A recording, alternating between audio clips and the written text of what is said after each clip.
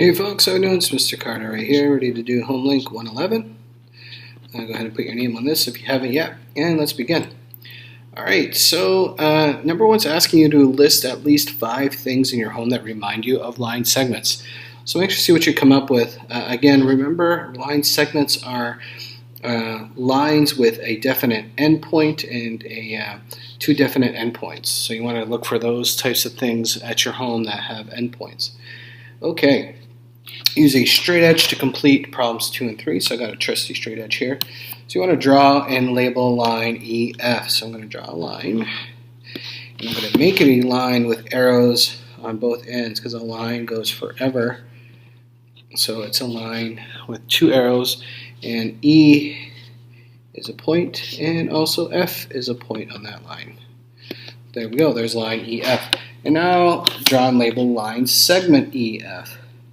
So line segment's a little bit different. It has an endpoint and another endpoint. There are no arrows.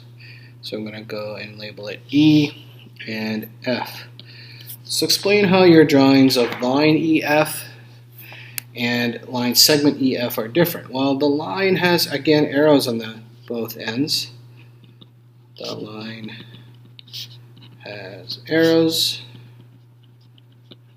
and on both ends. And the line segment does not.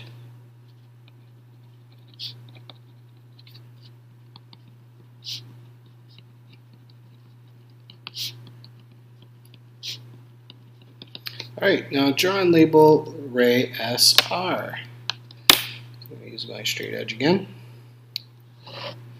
And a ray has an endpoint on one end and an arrow on the other, just like a ray of light from a flashlight.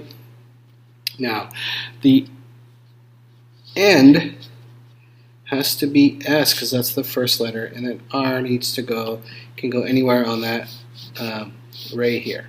So now Anita is also saying that SR can also be called RS. Do you agree? And the answer is no, it cannot be, because the S, since it's first, has to be the endpoint. Okay, so S needs to be on the endpoint. If it was called RS, then the R would be the endpoint. Okay, so number 4, it's asking you to name the parallel line segments. Well, it's WX, I'm going to put the line segment on top, is parallel to ST.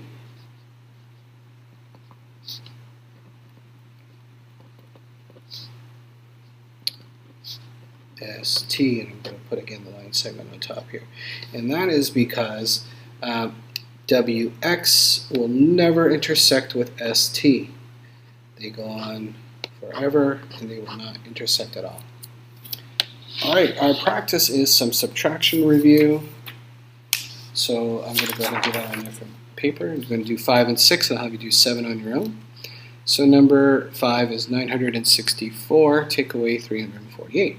So we're going to go 4, take away 8. We start with our ones place always. And we cannot do that, so we're going to trade. So we're going to go and trade 110, make it a 5, and add it to the 10, and make it 10 ones. So we're going to add it to the 10 ones that are already there. So that would make it 14 ones.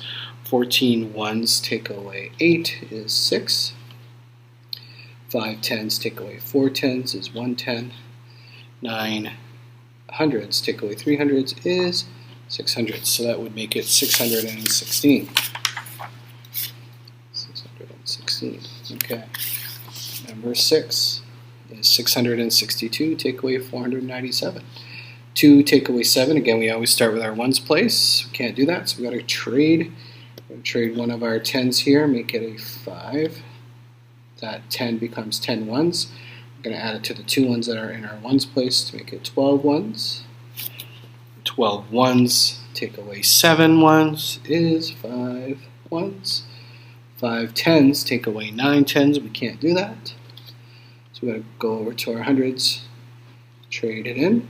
So trade 100 For 10 tens added to the 5 tens that we already have, that would make it 15 tens. 15 tens take away 9 tens would be 6 tens. 5 take away 5 hundreds, take away 4 hundreds is 1. That makes it 165. All right, that's it for now. Let me know if you have questions, and have a good night. Take care.